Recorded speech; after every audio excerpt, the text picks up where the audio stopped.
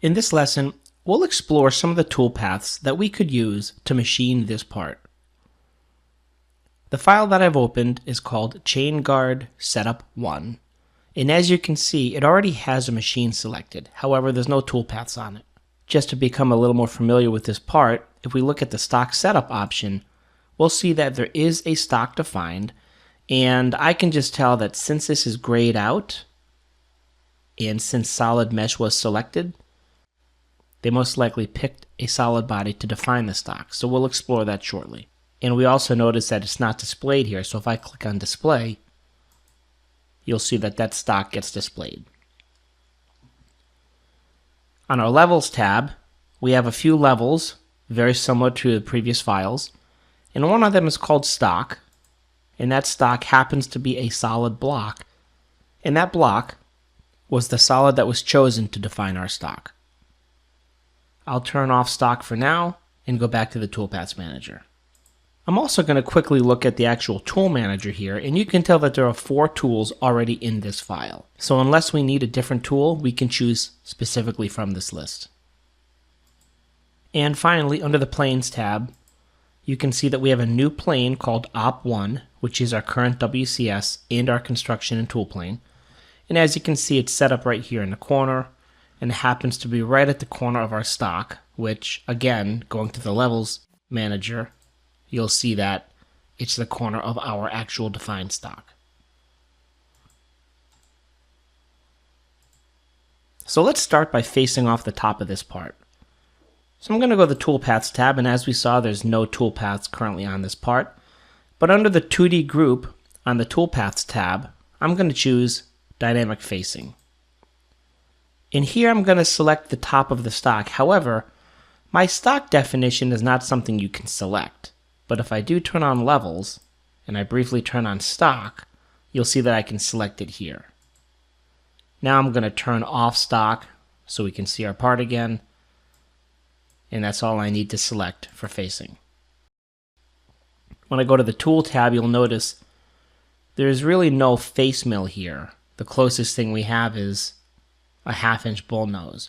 So I'm going to right click and create a tool, and I'm going to select face mill, and for this I can actually just accept the defaults and go to finish.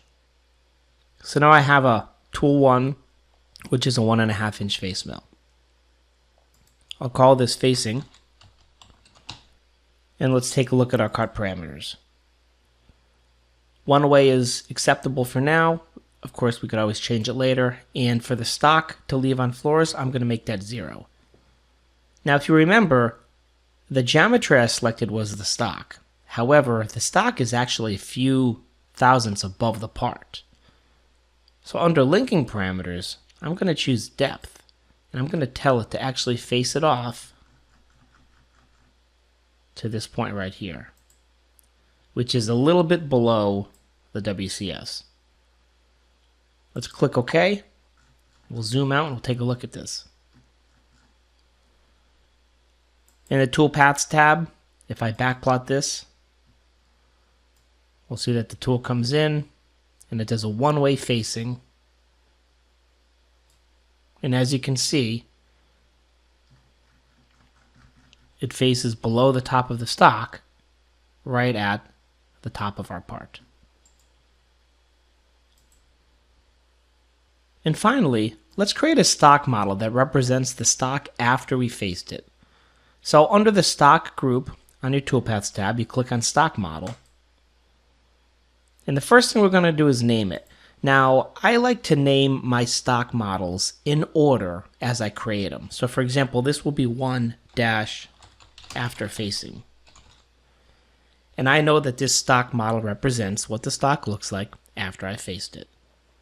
Now I need to give it an initial stock shape. And in this case, I'm going to go right down here and tell it to use my stock setup.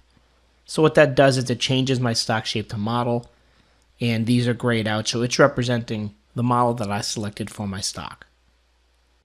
I need to tell it which operations to apply to this stock model, and I'm going to choose my facing operation. And finally, back on stock definition, I'm going to make sure that my stock plane is updated accordingly, and I'm going to use the top plane. And the reason is because my stock setup was also set up using the top plane. So let's click OK. And our stock model gets calculated. So we have the facing operation,